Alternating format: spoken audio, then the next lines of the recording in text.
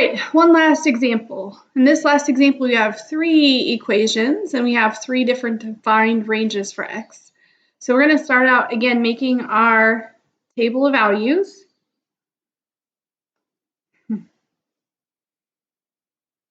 All right, so we're going to do our x's and our y's. For the first function, it's a line. We're doing x is less than 0, so we're always going to start with that value, 0. We're going to plug it in. And so when we plug it into 3x minus 1, we get a negative 1. So 0, negative 1 is going to be an open circle. And remember, there's 2 ways I can proceed. This is an equation of a line. So I can either say, oh, well, the slope is a positive 3. So I can count the slope from here, where x is less than 0. Or I could put in a value like negative 1. And so do 3 times negative 1 minus 1 and get negative 4. So that I'd have negative 1, negative 4. So this is me plotting the points. This is me counting the slope. Down 1, 2, 3, over 1. Down 3, over 1. And then I'm going to connect these. And it's going to have an arrow on the end because it's a line. All right, the middle part is going to be between 0 and 2, but notice it says equal to, greater than or equal to 0. So we're going to include 0, and that piece is going to get a closed circle.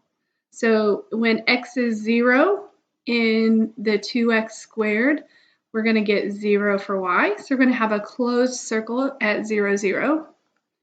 Then we're going to plug in a 1. 2 times 1 squared is going to be 2. So the point 1, 2. And then we plug in the point 2. 2 squared is 4, times 2 is 8. But notice this one doesn't have equals 2, so at 2, 8, it's going to be an open circle. Now keep in mind this is a parabola, so we have to try to make this look sort of like a curve. It's not quite so easy for me to do with this slate, but see, it should look something like a part of a parabola. Let's see if I can erase some of that mess.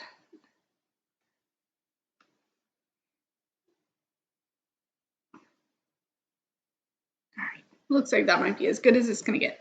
All right, then we have the last part, which is 1 plus x when x is greater than or equal to 2. So again, we can make our table of values. I'm going to start with 2, which is this defined value.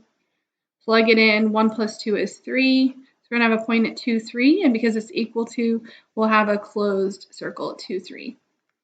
And then again, we can plug in values greater than 2, like 3 and 4. Or we could say, well, the slope here is whatever's with x. So that's a 1. So we're going to have a slope of a positive 1.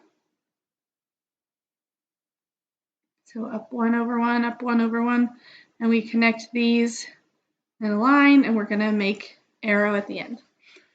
So there's our 3 different examples for graphing piecewise functions. If you have questions after you watch the video, send me an email, send me a message through It's Learning. We can figure it out.